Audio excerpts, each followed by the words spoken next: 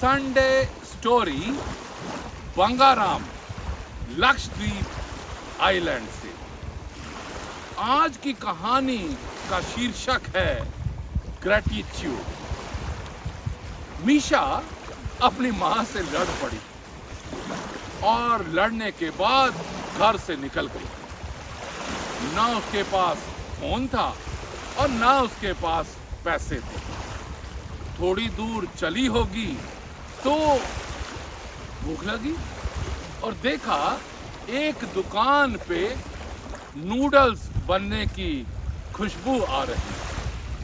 भूख तो लगी थी तो वहीं की वहीं खड़ी हो गई और जब बड़ी देर तक खड़ी रही तो दुकानदार ने पूछा, बेटा क्या हुआ, भूख लगी है?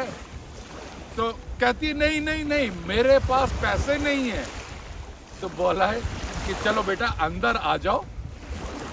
अंदर उन्होंने एक बाउल नूडल्स का दिया और मीशा ने जल्दी से जल्दी खा लिया क्योंकि भूख लगी थी। और मीशा ने धन्यवाद करना शुरू किया दुकानदार का कि मैं आज आपको बहुत बहुत शुक्रवादी हूँ कि आपने मुझे भूख के समय नूडल्स दिए, पर मेरे पास पैसे नहीं हैं। तो दुकानदार ने बोला, पैसे क्यों नहीं है? तो उसने सारी बात सच बताई कि मैं घर से मां से लड़के भाग के आ गई हूं। तो उसने कहा, बेटा बैठो, तुमने आज मैंने सिर्फ एक बाउल नूडल्स का दिया और इतनी बार तुमने मुझे थैंक्स किया, इतनी बार मुझे शुक्र किया मेरी काइंडनेस को।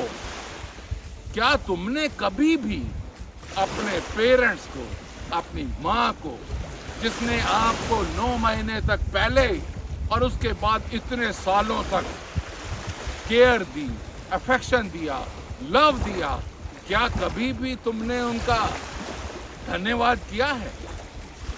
तो मीशा बोली, नहीं, ऐसा तो कभी नहीं हुआ। तो दुकानदार बोले, बेटा आज ये सीखना बहुत जरूरी है कि हमारे पेरेंट्स और कुछ नहीं चाहते। हमारे पेरेंट्स चाहते हैं सिर्फ प्यार, हमारे पेरेंट्स सिर्फ चाहते हैं रिगार्ड, रिस्पेक्ट और धन्यवाद भी नहीं चाहते। मगर एक बार अगर हम सीख जाएं कि इस प्यार के रिश्ते में हमें एक्सपेक्टेशंस नहीं करनी। ज्यादातर रिश्ते तभी बिगड़ते हैं जब हम एक्सपेक्ट करना शुरू करते हैं। आज से ये तुमने सीखना है कि लव में एक्सपेक्टेशन का कोई रोल नहीं।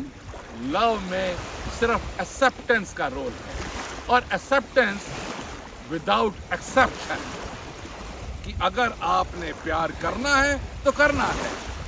अगर आपने भगवान पे विश्वास करना है तो ये नहीं सोचना कि ये मुझे देता तो मैं उसका शुक्र करता और अगर ये नहीं दिया तो मैं शुक्र नहीं करूँगा। उसी तरीके से लव बिल्कुल प्योर होना चाहिए, बिना उम्मीद के होना चाहिए, हमेशा शुक्र से भरा होना चाहिए।